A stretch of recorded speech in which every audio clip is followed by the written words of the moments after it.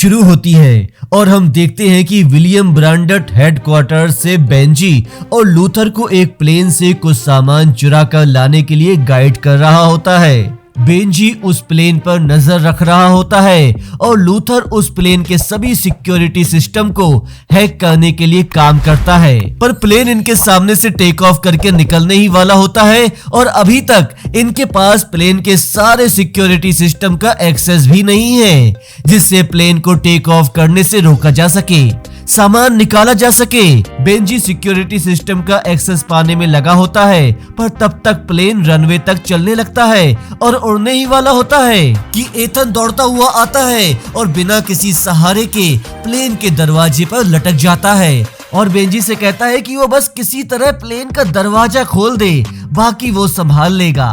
Benji को दरवाजा खोलने में जितना वक्त लगता है उतने में एथन उस प्लेन के दरवाजे से हवा में लटका हुआ ही होता है। आखिरकार बेंजी वो दरवाजा खोलता है और एथन प्लेन के अंदर जाता है।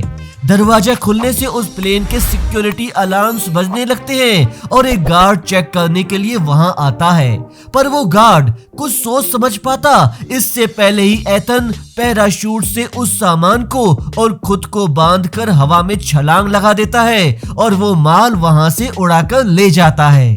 आईएमएफ के इस काम की खबर के बाद गवर्नमेंट की एक बैठक होती है, जिसमें आईएमएफ और सीआईएफ के अधिकारी गवर्नमेंट के सामने अपना अपना पक्ष रखते हैं। सीआईएफ के चीफ और गवर्नमेंट की जूरी आईएमएफ के काम करने के तौर तरीकों और उनके द्वारा बार बार गवर्नमेंट के सिक्योरिटी सिस्टम हैक करने की बात पर उनसे नाराज भी होते हैं। फिर हम आगे एथन को देखते हैं, जो अपने अगले मिशन के बारे में जानने के लिए एक मैसेज सुन रहा होता है और उससे पता चलता है कि उसे जिस बात का शक था आखिरकार वही हुआ। वो प्लेन जिसमें से उसने वो सामान बाहर निकाला था, वो सामान दरअसल एक तरह का गैस है जिसे देश में आतंक फैलाने के लिए इस्तेमाल किया जाना है और इन सब के पीछे एक सिंडिकेट का हाथ है और वो उसे पकड़कर ले आते हैं। सिंडिकेट एक ऐसी आतंकी संस्था है जो हर तरह के गलत धंधों में शामिल थी, चाहे वो ब्लैक मनी हो या देश की तबाही के लिए खतरनाक हथियार सप्लाई करना। वो एथन को अपने साथ शामिल करके आईएमएफ में अपने जासूस की तरह उसका इस्तेमाल करना चाहते थे। एथन को किडनैप करके जहां लाया गया है वहां वो एक ऐसे शख्स से मिलता है जिसे 3 साल पहले ही मृत घोषित कर दिया गया था। ये एक बोन डॉक्टर है जो एथन की जान लेने ही वाला होता है, पर तभी उनके ही ग्रुप की एक लड़की उन लोगों को किसी तरह चकमा देकर एथन को भगाकर उसकी जान बचाने में उसकी मदद करती है। इधर हम विलियम ब्रांडट को देखते हैं जिसे सीआईएफ के अधिकारी एमआईएफ के सभी एजेंट्स को उनके मिशन से वापस बुलाने को कह रहे होते हैं। तभी ब्रांडट को एथन का फोन आता है और वो फोन पे सारी जानकारी देता है और कहता है कि जहां से उसे किडनैप किया गया था वहां एक चश्मे वाले आदमी ने उस मैसेज देने वाली लड़की को मारा था और वो उस चेहरे को तब से ढूंढ रहा है। अगर किसी तरह वो आदमी और बोन डॉक्टर के बारे में हम पता लगा सकें तो सिंडिकेट को बंद करवाना आसान हो जाएगा। विलियम ब्रांडट उसे बताता है कि सरकार ने सारी जिम्मेदारी अब सीआईएफ को सौंप दी है। अब आईएमएफ के हाथों में कोई भी ऑफिशियल पावर नहीं रहा जिससे वो उसकी मदद कर पाएगा, पर वो फिर भी अपनी तरफ से उसे सपोर्ट जरूर करेगा।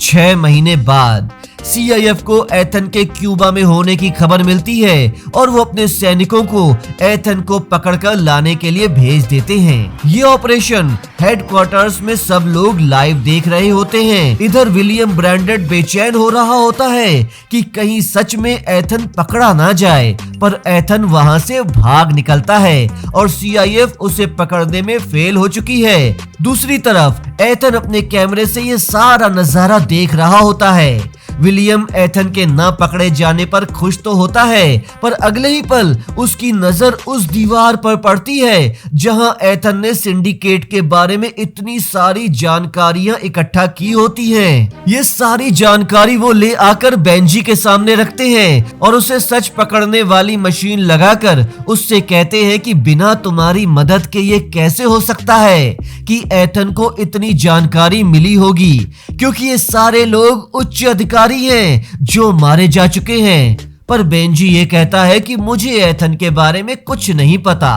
पिछले 6 महीने से हमारी कोई बात नहीं हुई है, न ही वो मेरा दोस्त है जो मैं उसकी मदद करूं। मैं तो यहाँ बैठ के आपके लिए काम कर रहा हूँ। बेंजी पॉलीग्राफ मशीन को भी चकमा दे देता है। बेंजी ने वियना में हो रहे ओपेरा के 2 टिकट जीते थे। बेंजी को ओपेरा बहुत पसंद था, इसीलिए वो ओपेरा देखने वियना जा रहा होता है और जब ट्रेन से उतरता है तो कोई उसे एक पैकेज देकर चला जाता है। पैकेज में एक किताब है और साथ ही में एक चश्मा भी होता है। बेंजी जैसे ही वो चश्मा लगाता है, एथन उसे ग्रीट करता है। बेंजी पूछता है कि क्या मैंने सच में वो ओपेरा टिकट्स जीते थे या वो तुमने भिजवाए थे। तब एथन उससे बताता है कि आज ओपेरा में वो चश्मे वाला आदमी आने वाला है जिसकी तस्वीर मैंने तुम्हें मेल में भेजी है। सिंडिकेट तक पहुंचने और उसे जड़ से खत्म करने के लिए इस आदमी को ढूंढना बहुत जरूरी है और ये काम मैं अकेले नहीं कर सकता था, इसीलिए मुझे तुम्हारी मदद की जरूरत है। इसीलिए ही मैंने तुम्हें यहाँ पर बुलाया है और क्या तुम मेरा साथ दोगे? तो बेंजी एक्साइटेड हो जाता है और कहता है कि हाँ हाँ बिल्कुल, बताओ क्या करना है। जिस पर एथन कहता है कि ये काम हमें इस तरीके से करना है कि तुम आराम से यहाँ से निकलकर मंडे को फिर से अपना नॉर्मल काम ज्वाइन कर सको। वो बेंजी के सामने ही नहीं आता ताकि बाद में एथन के साथ देखे जाने से उसे कोई परेशानी हो। वहाँ ऑस्ट्रिया का चांसलर भी आया होता है, जिसे देख वो दोनों और घबराते हैं कि यूरोपियन हेड ऑफ स्टेट के उस जगह होने के बाद अगर वहाँ फिर से कोई पंगा हुआ तो इस बार बचाने के लिए IMF भी नहीं है। दूसरी तरफ एथन देखता है कि एक लड़की जिस तरह से घूम रही है उसके इरादे कुछ ठीक नहीं लगते।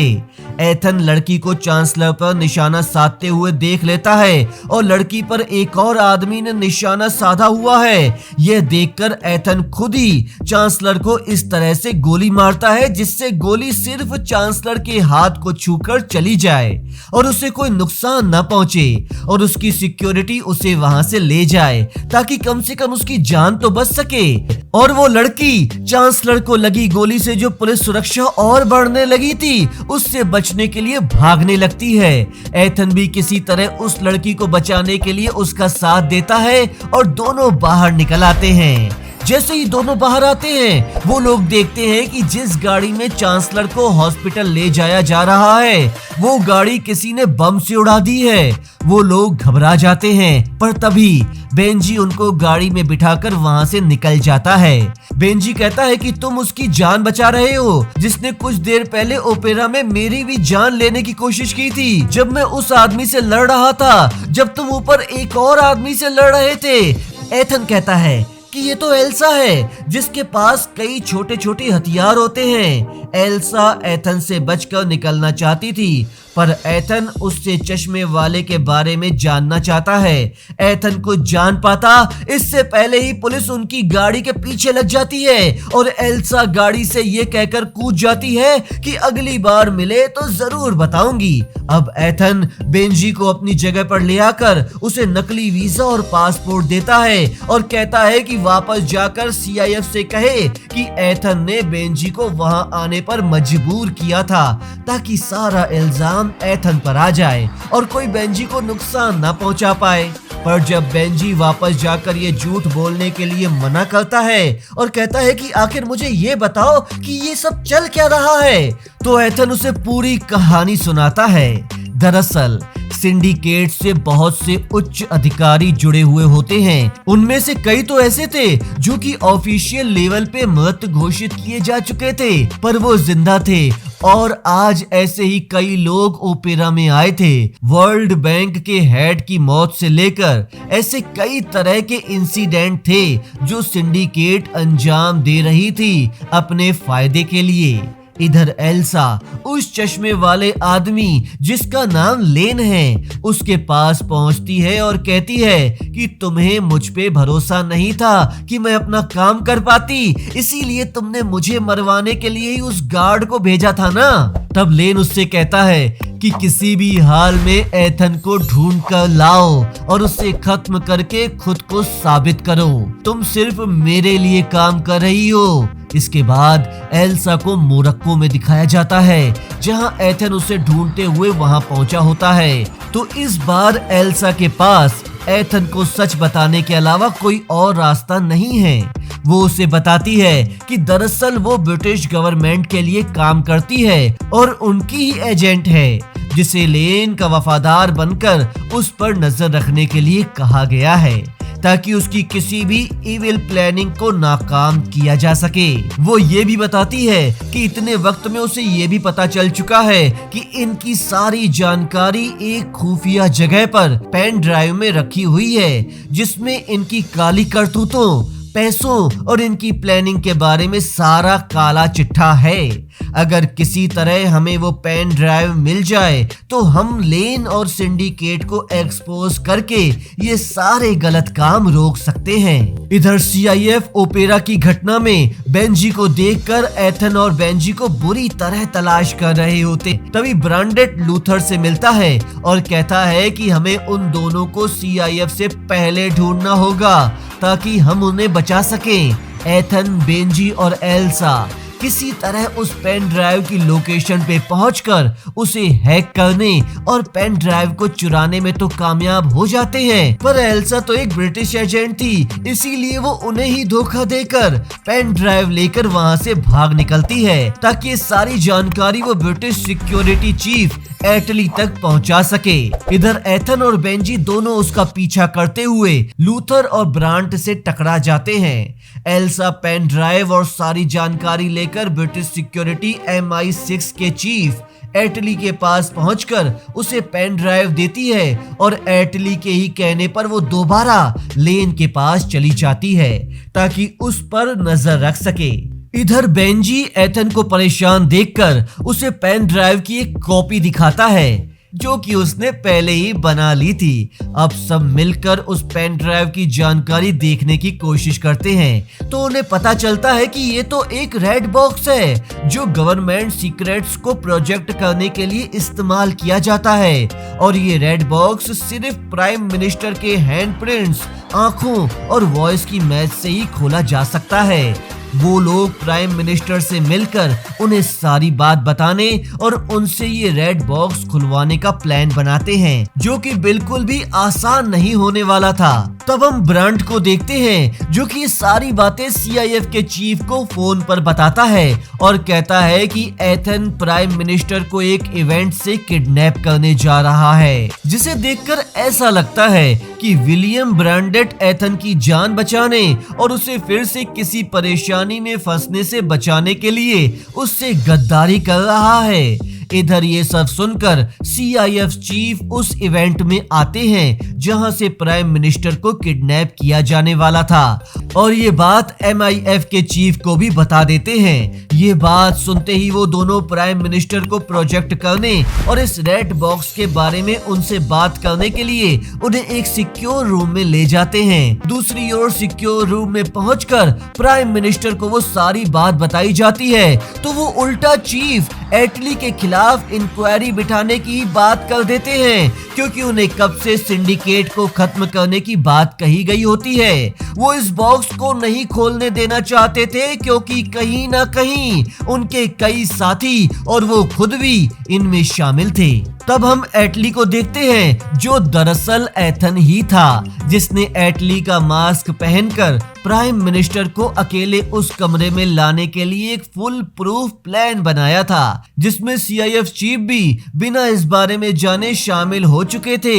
अब सारी सिचुएशन सीआईएफ चीफ के सामने थी, इसीलिए वो रेड बॉक्स को मिनिस्टर के हैंडप्रिंट से, उसकी आंखों की मैचिंग से और वॉइस से खोलने की कोशिश करता है। और जब वो फाइल खुलती है तो हमें सरकार के ढेरों ब्लैक मनी अकाउंट्स के बारे में पता चलता है। ढेरों ब्लैक मनी अकाउंट्स के बारे में पता चलता है। उन अकाउंट्स की सारी जानकारी एथन अपने दिमाग में रखता है और उस पेन ड्राइव को नष्ट कर देता है, ताकि वो किसी और के हाथ ना लगने पाए। इधर लेन बेंजी को छोड़ने के बदले में वही पेन ड्राइव चाहता था। एथन लेन से मिलने और बेंजी को बचाने के लिए पहुंचता है और लेन से कहता है कि मैंने तो वो पेन ड्राइव ही नष्ट कर दी है, पर मेरे दिमाग में अब भी उन फाइल्स की सारी डिटेल्स है। अगर तुम बेंजी को जाने देते हो तभी मैं वो सारी डिटेल्स तुम्हें देने को तैयार हूँ। लेन एथन की बात नहीं मानना चाहता था, पर उसके पास कोई दूसरा रास्ता नहीं बचा था, इसीलिए वो हार कर एथन की बात मान जाता है और आखिरी मिनट में बेंजी पर लगाए गए बम को डिफ्यूज कर देता है। लेन को पेन ड्राइव की डिटेल्स चाहिए थी, पर एथन भी कहां उसे आसानी से डिटेल्स देने वाला था, इसीलिए एथन भागता है और लेन उसके पीछे पीछे भागता है। एथन उसे अपने पीछे भगाते भगाते एक ऐसी जगह पर ले आता है जहां पुलिस पहले से ही तैनात होती है। आखिरकार लेन पकड़ा जाता है।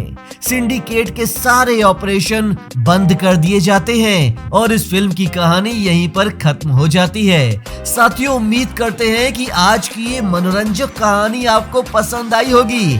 कमेंट बॉक्स के सेक्शन में अपने विचार जरूर लिखिएगा। चैनल को सब्सक्राइब कीजिएगा व वीडियो को लाइक व शेयर भी जरूर कीजिएगा। धन्यवाद।